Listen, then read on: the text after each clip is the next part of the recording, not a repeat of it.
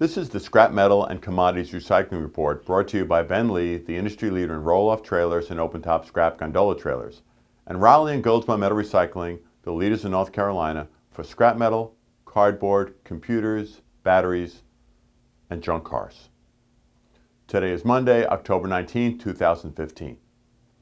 Last week continued the recent trend of falling steel finished goods prices and scrap steel prices, which continues to increase profits in many industries while being a major negative to scrapyards. U.S. steel production was slightly down again in the last reporting week and has been trending down for the past 2 months. Overall manufacturing data in the U.S. has been weak in recent months, which is one of the reasons for this, as well as China continuing to export steel to the U.S. The U.S. oil rig count fell yet again last week and is at a new 5.5-year low. The oil rig count combined with the gas rig count has the number of rigs at the lowest level in 13.5 years that we reported last week. It will be a long time before workers that were laid off to make steel for these rigs will be called back to work.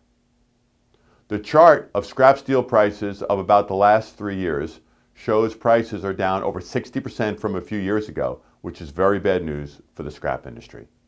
This chart of the last 25 years shows that other than 1 month spike downs in 2008 and 2005, scrap steel prices are at the lowest level since 2003, 12 years ago. Even more staggering is that scrap steel prices are within $10 a gross ton of what they were in 2003, a full 22 years ago. While there are various reasons why 3 scrap metal yards that we know of closed last week, low prices clearly contributed to the closings. It is hard to believe, so I will repeat it. Scrap steel prices are at the price they were in 2003, 22 years ago. Copper prices fluctuated a bit last week, staying within a tight range, yet declined about 4 cents in the past few hours. Prices remain about 16 cents higher than they were a couple of months ago when they hit 6-year lows. This 5-year copper chart shows they have been in a tight range for the past 90 days, which is surely better than the 5 years of falling prices.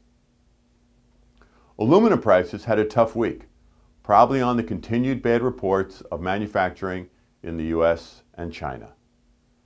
This 5-year aluminum chart of inventory continues telling the same story as last week.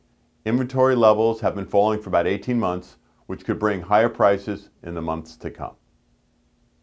As for positive news on the global economy, European car sales were up almost 10% last month over September 2014, which was the 25th month in a row of increased European car sales.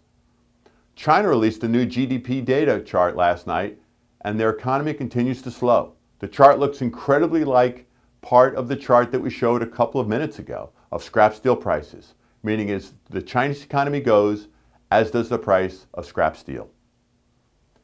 On a positive note, Walmart announced last week that in April they gave major raises and are paying a minimum of $9 an hour, and in February they raised that to $10 an hour.